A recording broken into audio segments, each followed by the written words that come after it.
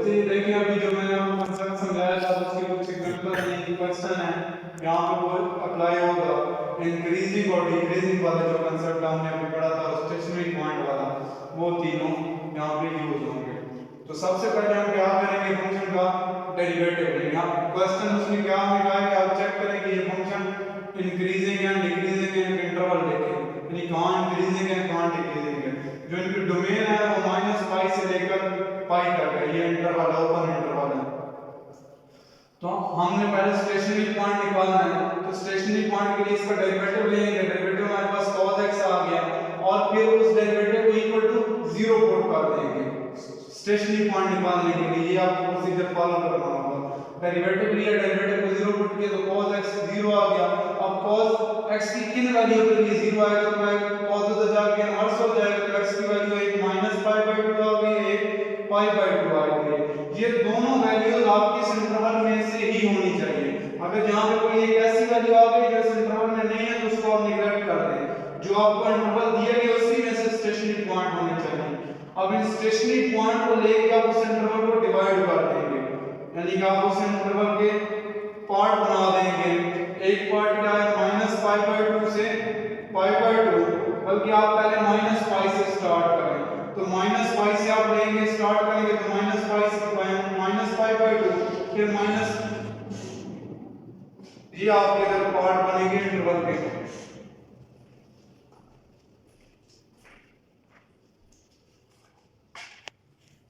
आप जब इस इंटरवल को डिवाइड करेंगे ना उसको, तो एक पार्ट बनेगा -π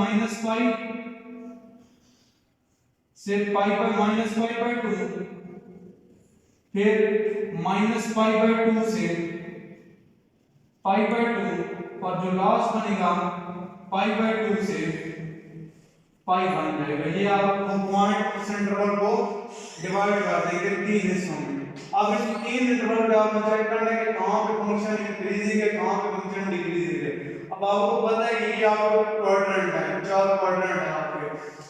अब चूंकि हमारा -π से π तक है तो हमें यहां से स्टार्ट करना है, -π से लेकर π तक एंटी क्लॉकवाइज हमें जाना है। अब आपको पता है पहले में cos पॉजिटिव होता है, दूसरे में cos नेगेटिव होता है, तीसरे में भी cos नेगेटिव होता है, चौथे में भी cos पॉजिटिव होता है। तो अब आप पहला इंटरवल देखिए -π से -π/2, -π से -π/2 ये आपका मान रहना है यहाँ पे, ये -π है, ये -π/2 है। तो अब तीसरे में क्या होता है, cos नेगेटिव होता है ना, तो -π से -π/2 की आपकी cos की वैल्यू नेगेटिव आ रही है, यानी फर्स्ट डेरिवेटिव आपका नेगेटिव आ रहा है।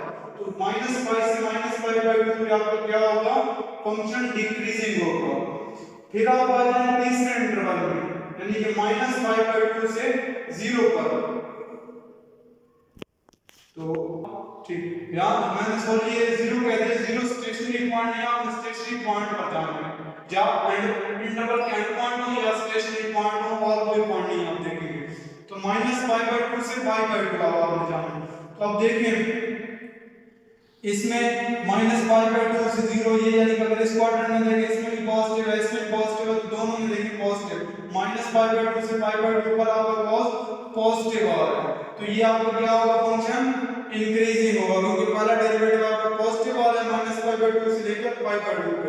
फिर आप आ जाए π/2 से π तक, लास्ट जो हमारा इंटरवल बना था π/2 से π तक। तो इसमें देखिए ये दूसरा क्वाड्रेंट बना और दूसरे में cos नेगेटिव है, तो जब cos नेगेटिव आ रहा है यानी कि आपका पहला डेरिवेटिव नेगेटिव आ गया। जब पहला डेरिवेटिव नेगेटिव आ गया तो इसका मतलब है फंक्शन डिक्रीजिंग होगा। तो आपका ये बने इंक्रीजिंग फंक्शन बन रहा है -π/2 से π/2, डिक्रीज हो रहा है -π/2 यूनियन π/2 और π से, यानी इन दो इंटरवल पे उसको लिखने का ये तरीका है कि यूनियन लेके लिखें। अगर उसका तीसरा इंटरवल होता तो उसको भी इनके साथ यूनियन में लिखते हैं, यानी इस डोमेन पे वो डिक्रीज हो रहा है और इस डोमेन पे वो इंक्रीज हो रहा है। तो नेक्स्ट क्वेश्चन पे आ जाए हमारे पास x cos x और अब हमें यहाँ पे डोमेन दी गई है -π/2 से π/2, ओपन इंटरवल है अगेन। अब इसका डेरिवेटिव लेंगे, पहले -sin x आ गया। अब स्टेशनरी पॉइंट हमें निकालना, तो स्टेशनरी पॉइंट के लिए फिर हमने first derivative equal to 0 put कर दिया। यहां से हमने सॉल्व किया तो x की वैल्यू हमारे पास, अब यहां पे x की दो वैल्यूज आती हैं जब इन्वर्स लेते हैं, एक 0 आती है दूसरी पाई आती है। लेकिन चूंकि पाई से पाई को निगलेक्ट कर देंगे। मैंने स्टार्ट में आपको कहा कि ऐसा स्टेशनरी पॉइंट जो हमारे डोमेन में ना हो उसको हम निगलेक्ट कर देंगे, उसके अलावा हम जो डोमेन के अंदर होगा वही लेंगे। अब इस डोमेन को यूज करके हम इस इंटरवल को डिवाइड करेंगे। तो इस इंटरवल को मैं डिवाइड करूंगा तो आपने ये स्टार्ट करना है -π/2 से 0 तक और ये बन जाएगा 0 से π/2। ये आपका इंटरवल आ गया। नेक्स्ट इंटरवल ये आपको बन जाएगा जब आपने 0 को यूज करके ना इस इंटरवल को आपने डिवाइड कर दिया। तो ये दो इंटरवल पे आपने अब चेक करना है कि यहाँ पे फंक्शन क्या है, इंक्रीजिंग है डिक्रीजिंग है। तो अब उसी तरह आप क्या करेंगे इसमें, यानी कि आप देखिए -π/2 से π/2 है तो आपने यहाँ से स्टार्ट करना है, -π/2 से π/2 की तरफ आपने चेक करना है। अब आपका डेरिवेटिव क्या है, -sin x है। अब sin x जिन क्वाड्रेंट में पॉजिटिव होता है -sin x उस क्वाड्रेंट में नेगेटिव होगा क्योंकि उसको उलट आ गया ना। तो ये देखिए पहले में अब sin x पॉजिटिव है तो -sin x पहले में नेगेटिव होगा। फिर वो कह रहा है फिर देखिए अब -sin x, अब sin x चौथे में क्या होता है, नेगेटिव होता है, तो -sin x आपका चौथे में क्या होगा, पॉजिटिव होगा। अब आप देखिए अब हम स्टार्ट करते हैं -π/2 से 0 तक, -π/2 से 0 तक ये चौथा क्वाड्रेंट बना है। और चौथे में आपको मैंने भी बताया कि क्योंकि sin x तो नेगेटिव होता है लेकिन -sin x हमेशा पॉजिटिव होगा, तो चौथे में हमारा डेरिवेटिव की वैल्यू पॉजिटिव होगी, लिहाजा -π/2 से 0 तक हमारा फंक्शन क्या होगा, इंक्रीजिंग होगा क्योंकि डेरिवेटिव पॉजिटिव हो गया। फिर आप देखिए 0 से π/2 आपका पहला क्वाड्रेंट बन रहा है। अभी मैंने कहा कि क्योंकि पहले में साइन पॉजिटिव होता है लिहाजा माइनस साइन नेगेटिव होगा। तो जब 0 से π/2 पे माइनस साइन नेगेटिव आंसर देगा तो आप कहेंगे कि पहला डेरिवेटिव नेगेटिव होगा। जब पहला डेरिवेटिव नेगेटिव है तो इसका मतलब है कि उस इंटरवल में आपका फंक्शन डिक्रीजिंग है। तो आपको ये लिखना है कि यानी कि -π/2 से 0 तक फंक्शन इंक्रीजिंग है और 0 से π/2 पे फंक्शन डिक्रीजिंग है। अस्सलाम वालेकुम बच्चे, आज हम एक्सरसाइज 2.9 करेंगे। तो उसके लिए पहले कुछ बेसिक कांसेप्ट हैं, कोई डेफिनेशन हैं जो उस एक्सरसाइज में इस्तेमाल होंगे। तो पहले हम उनको डिस्कस करते हैं। सबसे पहले इंक्रीजिंग फंक्शन, जैसे वर्ड इंक्रीजिंग से आपको पता है कि एक चीज बढ़ रही है, इंक्रीजिंग का मतलब है चीज बढ़ रही है, डिक्रीजिंग का मतलब है चीज कम हो रही है। जितना एक फंक्शन भी एक फंक्शन f(x) भी एक function defined on a b, यानी कि इस इंटरवल के ऊपर वो फंक्शन डिफाइंड है, is called increasing function if x belongs to a b, x1 is less than x2, then f(x1) is less than f(x2). ये बुक की डेफिनेशन है। इसको मैं हम अल्फाज में समझाऊं तो जैसे जैसे आप आगे चले जाएंगे फंक्शन बढ़ता जाएगा, यानी कि आप x1 से x2 पे जाते हैं, x2 एक बड़ा नंबर है x1 की निस्बत, यानी x1 अगर 3 है तो x2 आपका 4 होगा, तो फंक्शन इंक्रीज हो जाएगा। यानी f की वैल्यू अगर f की वैल्यू 2 पे 4 है तो f की वैल्यू आगे 4 पे क्या हो जाएगी, 8 हो जाएगी, बढ़ जाएगी। तो इस तरह के फंक्शन को हम क्या बोलते हैं, इंक्रीजिंग फंक्शन। जैसे जैसे x की वैल्यू बढ़ा रहे हैं f की वैल्यू भी बढ़ रही है, तो इसको बोलते हैं हम इंक्रीजिंग फंक्शन। और इसकी एक तो डेफिनेशन ये है ना, दूसरी डेफिनेशन हमने जो डेरिवेटिव पढ़ा है उसको यूज करके भी इसको डिफाइन कर सकते हैं। जो कि हम चैप्टर 2 कर रहे हैं तो हमने हर डेफिनेशन जो भी यहां पे यूज करनी है उसको डेरिवेटिव का लिंक देना है, यानी यहां पे वही डेफिनेशन यूज हो रही है जो डेरिवेटिव से मिलती जुलती है, जहां पे डेरिवेटिव का इस्तेमाल होता है। इंक्रीजिंग फंक्शन में भी डेरिवेटिव का इस्तेमाल होता है, यानी कि हम किसी फंक्शन को कह सकते हैं कि वो इंक्रीजिंग है। कैसे कह सकते हैं, हम डेरिवेटिव को यूज करके देखें। ये f(x) भी a function defined on a b, it is called increasing function if f dash x is greater than 0, यानी अगर उस फंक्शन का उस इंटरवल के ऊपर जो डेरिवेटिव है वो ग्रेटर देन 0 है, यानी पॉजिटिव है, तो वो फंक्शन क्या होगा, इंक्रीजिंग फंक्शन होगा। यानी कि किसी कोई डोमेन हम ले रहे हैं, उस डोमेन में फंक्शन का जो डेरिवेटिव है ना अगर वो ग्रेटर देन 0 है, पॉजिटिव है, तो वो फंक्शन हमारे पास इंक्रीजिंग फंक्शन होगा। हम इस एक्सरसाइज में इसी डेफिनेशन को यूज करेंगे डेरिवेटिव वाली। उसके बाद आ जाए डिक्रीजिंग फंक्शन, जैसे कि नाम से जाहिर है कि चीज डिक्रीज हो रही है, तो अब हम इस चीज को डिस्कस करते हैं। पहले ही हम जनरल इसकी डेफिनेशन पढ़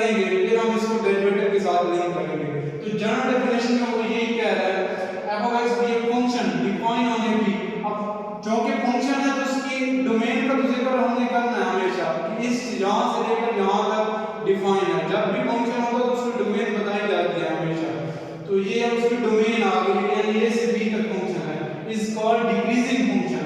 इसको डिक्रीजिंग बोलते हैं कब, अगर x1 is less than x2 then f of x1 is greater than f of x2। यानी कि जैसे ही x की वैल्यू हम बढ़ाएं फंक्शन की वैल्यू डिक्रीज होती जाए। मैं x की वैल्यू 1 से 2 की तरफ जाता हूं और फंक्शन की वैल्यू 1 से -1 की तरफ चली जाती है। फंक्शन डिक्रीज हो रहा है, मैं x की वैल्यू बढ़ा रहा हूं, फंक्शन डिक्रीज होता जाता है। इसकी एग्जांपल आप कुछ इस तरह देख सकते हैं, एक 1/x फंक्शन है, आप x की वैल्यू उसमें बढ़ाते चले जाएं। x की वैल्यू 1 पुट करेंगे आंसर 1 आएगा, x की वैल्यू 2 पुट करेंगे आंसर 1/2 आएगा, x की वैल्यू 3 पुट करेंगे आंसर 1/3 आएगा। जैसे जैसे x बढ़ता जा रहा है फंक्शन क्या हो रहा है, डिक्रीज हो रहा है। तो ये आपका क्या है, डिक्रीजिंग फंक्शन। इसी तरह मैंने इंक्रीजिंग फंक्शन पढ़ाया था अभी आपको, तो उसकी डेफिनेशन है आपके पास f of x is equal to x cube. x की वैल्यू आप रिप्लेस करेंगे, x की वैल्यू 1 रिप्लेस करेंगे 1 आएगी, x की वैल्यू 2 रिप्लेस करेंगे तो आपका आंसर 8 आ जाएगा, फंक्शन की वैल्यू 8 आ जाएगी। x की वैल्यू 3 रिप्लेस करेंगे फंक्शन की वैल्यू 9 आ जाएगी। तो आपका फंक्शन क्या कर रहा है, इंक्रीज कर रहा है। तो ये इंक्रीज की एग्जांपल थी। उसके बाद इसकी डिक्रीजिंग वाली हम डेफिनेशन को डेरिवेटिव से लिंक करते हैं। डेरिवेटिव के जरिए हम कैसे इस डेफिनेशन को डिफाइन, इस चीज को डिफाइन कर सकते हैं। A function f of x be a function defined on interval a b is called decreasing। तब डिक्रीजिंग होगा जब इसका डेरिवेटिव क्या होगा, लेस देन 0 होगा। जब डेरिवेटिव फंक्शन का उस डोमेन में ग्रेटर देन 0 होगा तो फिर वो क्या होगा, इंक्रीजिंग होगा। जब डेरिवेटिव लेस देन 0 होगा तो वो क्या होगा, डिक्रीजिंग होगा। उसके बाद आएगा स्टेशनरी पॉइंट। स्टेशनरी पॉइंट नाम से जाहिर है कि एक मुंजमद पॉइंट, ठहरा हुआ point. f of x be a function defined on a b, x belongs to a b, x is a stationary point if f dash x is equal to 0।